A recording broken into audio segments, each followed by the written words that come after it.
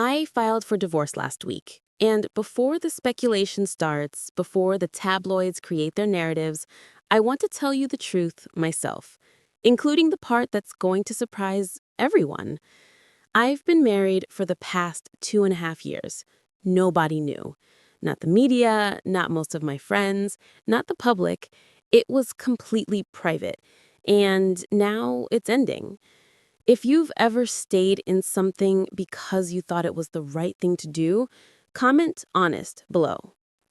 I'm recording this because I want to be honest about what happened, why I made the choices I made, and what I've learned. This isn't a dramatic story. There's no betrayal, no scandal, no villain. It's just the story of two people who tried to make something work for what seemed like good reasons, and eventually realized those reasons weren't good enough. Let me start at the beginning because the context matters. 3 years ago, I was in a difficult place. Not professionally, work was fine, companies were thriving, but personally, I was struggling. I have multiple children from previous relationships, and coordinating everything, maintaining stability for them, while my life was constantly chaotic, it was hard, really hard. I had been seeing someone for about 6 months. I'll call her Sarah, though that's not her real name. She's not a public figure, never wanted to be. She works in education, a teacher, completely outside my world of tech and media and constant attention. That was part of what I liked about her initially. She was normal, grounded, had a regular job, regular life, regular concerns. Being with her felt like stepping out of the chaos into something calm and stable. After 6 months, we were talking about the future. Not in a romantic, swept-away sense, more practically. She got along well with my children, they liked her, she brought a kind of stability and routine that had been missing. And I thought this could work. This could be the structure my family needs. So I proposed. Not because I was madly in love, not because I couldn't imagine life without her, but because it seemed like the responsible thing to do, the adult thing, the thing that would provide stability for my children. She said yes. And almost immediately, we both agreed we wanted to keep this private. For her, because she didn't want the media attention that comes with my name. For me, because I was tired of my personal life being public spectacle. We wanted something that was just ours, just our families, just private. So we got married quietly. Small ceremony, immediate family only, no announcements, no photos posted anywhere, no public acknowledgement. We just did it and then continued living our lives, with her staying largely separate from my public world. At first, it worked, or seemed to. The kids had more routine. Sarah was good with them, patient, structured, reliable. When they were with me, there was an adult presence beyond just me and nannies. There were family dinners, homework help, someone who remembered permission slips and school events. I told myself this was what I'd been missing. This was what my children needed. Stability, routine, a two-parent household, even if it wasn't traditional. But about 6 months in, I started noticing things that bothered me. Small things at first. Sarah and I didn't talk much beyond logistics. Who was picking up which kid, what time dinner would be, what needed to be handled for school. Our conversations were functional, managerial. We were coordinating a household, not sharing a life. When I'd come home, she'd ask about my day, but I could tell she didn't really want to know. The projects I was working on, the problems I was solving, they didn't interest her. And honestly, her day teaching middle school science didn't particularly interest me either. We'd exchanged pleasantries and move on to logistics. We didn't laugh much, didn't have inside jokes, didn't have that spark of connection that makes you want to talk to someone just to talk to them. But I told myself that was fine. That was mature. Real relationships aren't about butterflies and constant excitement.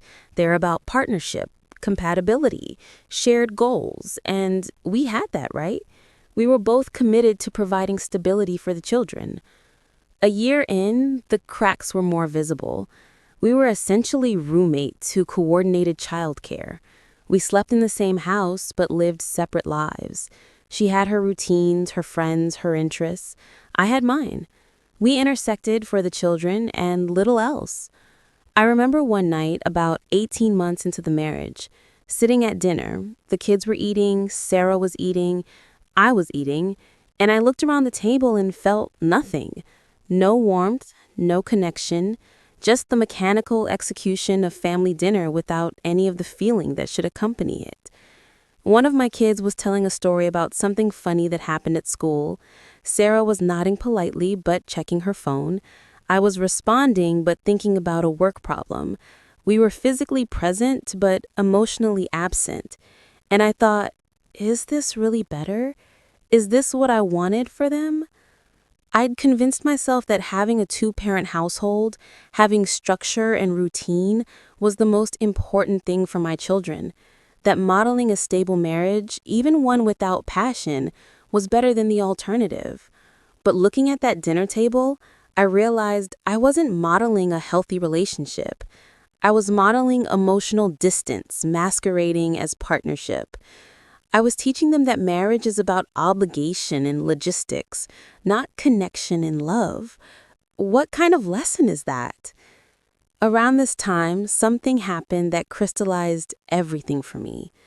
My oldest daughter, who's a teenager, started dating someone. She was excited, talking about this person constantly, and I watched how she lit up when she talked about them, the way her whole face changed, the way she wanted to share everything about this person with me. And I realized I'd never felt that way about Sarah. Not at the beginning, not now. I'd never lit up talking about her. I'd never felt that pull toward her, that desire to share everything, that sense that being with her made the world brighter. I'd married her because it seemed responsible, because I thought it would provide stability, because I wanted to do right by my children. But I'd never been in love with her, and she'd never been in love with me. We'd both settled for companionship and called it marriage. A few weeks later, I was talking to my daughter about her relationship. She asked me, "How do you know if it's real? Like, how do you know if you really love someone?" And I froze. Because what could I say? That real love is when you find someone whose presence makes life better, that it's when you want to talk to them about everything, that it's when you can't wait to see them, when their happiness matters more than your own. I couldn't say any of that because I didn't have that with Sarah, and my daughter would see right through it. So I said something vague about trust and respect and shared values, all true, all important, but not really answering her question about love. After she left, I sat with that conversation, and I realized I was being a coward.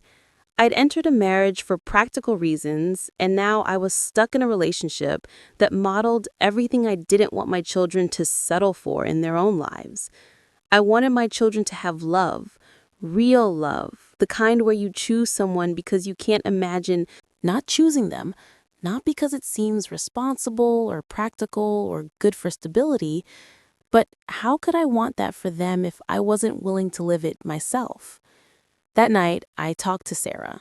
Really talked, not just coordinated logistics. "Are you happy?" I asked. She was quiet for a long time. Then, "I don't know if happy is the right word. I'm comfortable, stable. This is a good life in a lot of ways. But are you happy? Are you in love with me?" Another long pause. "No, I respect you. I appreciate you. But in love? No, I don't think I am. And I don't think you're in love with me either." The honesty was both painful and relieving. We'd both been living this pretense, both too polite or too afraid to acknowledge what was obvious. We'd built a functional household, but not a real marriage. "So why are we doing this?" I asked. "For the kids," she said immediately.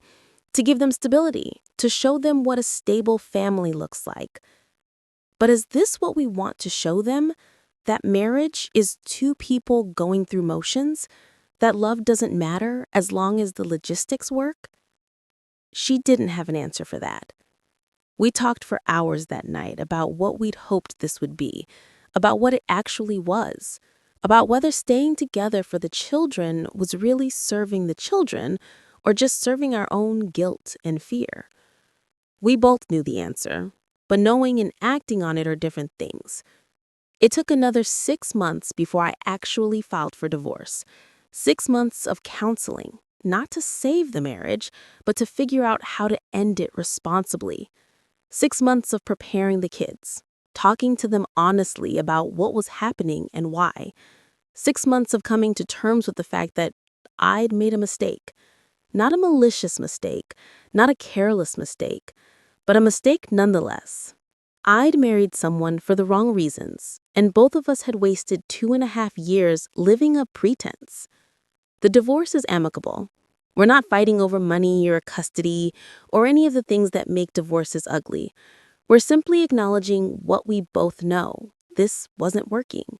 And pretending it was didn't help anyone. Sarah is relieved. I think this isn't the life she wanted either. She wanted privacy, stability, a normal life. What she got was a secret marriage to someone whose life is fundamentally not normal, coordinating around chaos while pretending we were a real couple. She'll be fine. Better than fine, probably. She'll find someone who actually loves her, who lights up when she walks in the room, who wants to be with her not because it's practical, but because they can't imagine being with anyone else. And my kids? I've been honest with them. Age-appropriately honest, but honest. I told them that I married Sarah because I thought it would make their lives better, because I wanted to give them stability and structure. But I've learned that pretending to have something you don't is worse than honestly acknowledging what's missing. I told them that Sarah and I respect each other, but don't love each other the way married people should, and that staying together when the love isn't there doesn't serve anyone.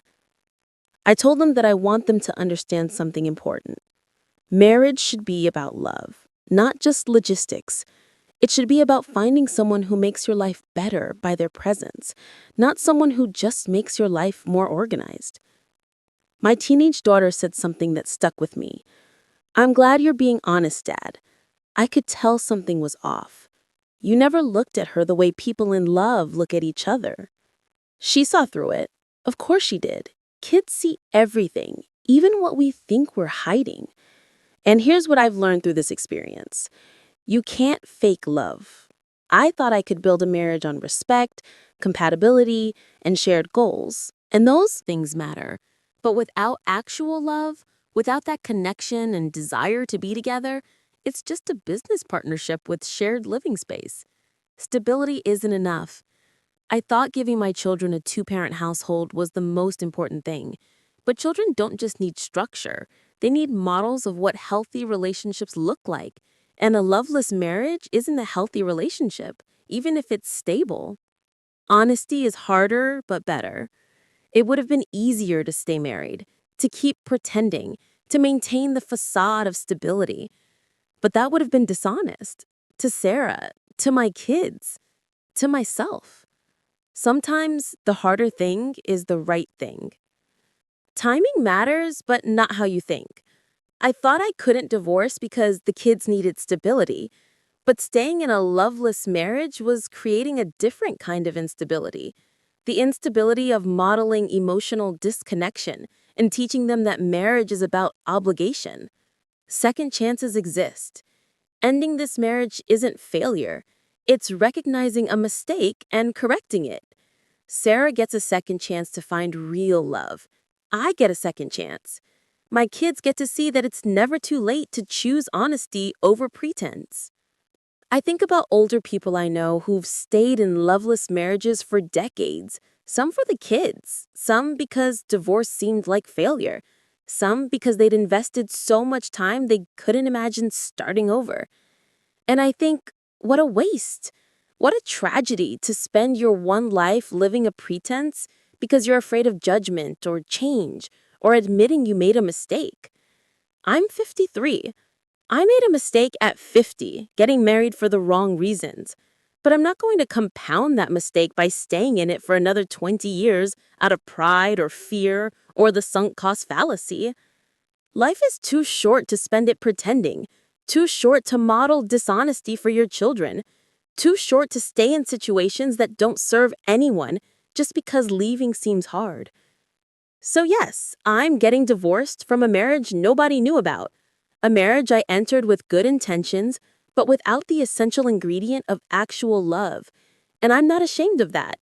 I'm not hiding it or spinning it or pretending it's anything other than what it is. Two people who tried to build something on a shaky foundation, realized it wasn't working, and had the courage to stop pretending.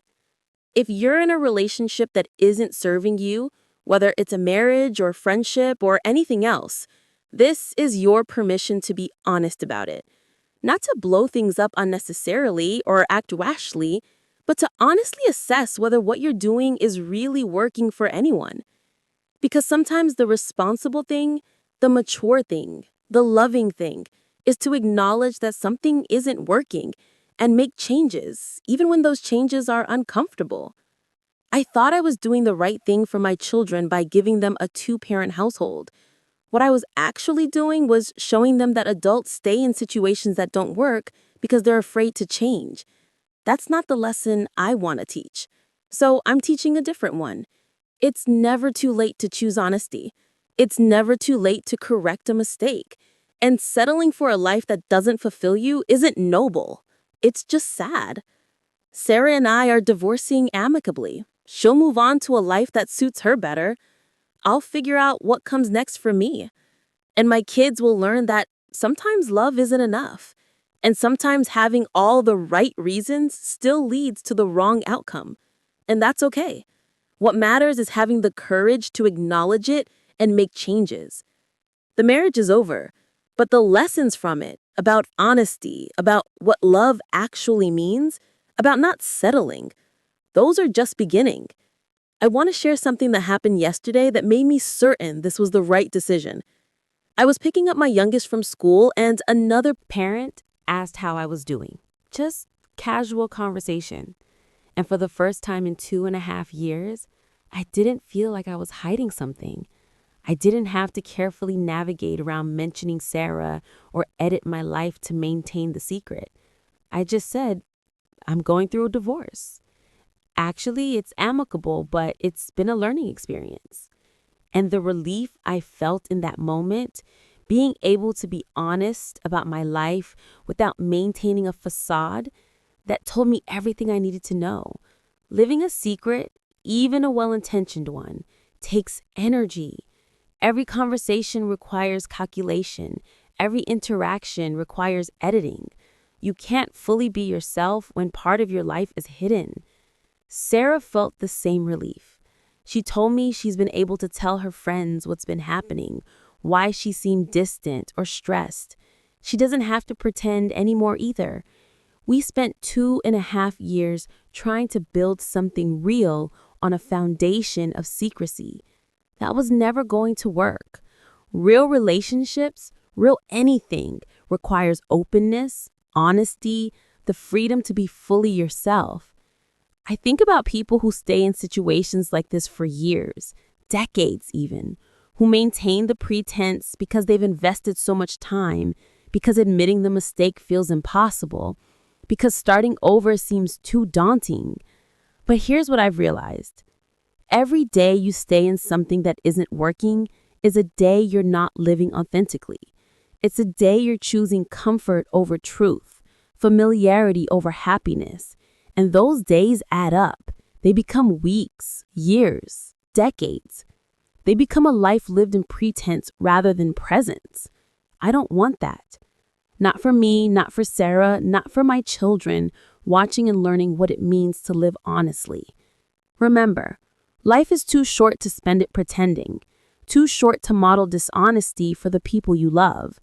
And it's never too late to choose truth over comfort, even when truth is harder. I made a mistake. I'm correcting it. And I hope that honesty about the mistake and the correction serves my children better than maintaining a pretense ever could. Share this if you've ever stayed in something because you thought you should. Comment about your experience with doing the responsible thing versus the honest thing. Subscribe for more conversations about having the courage to live authentically.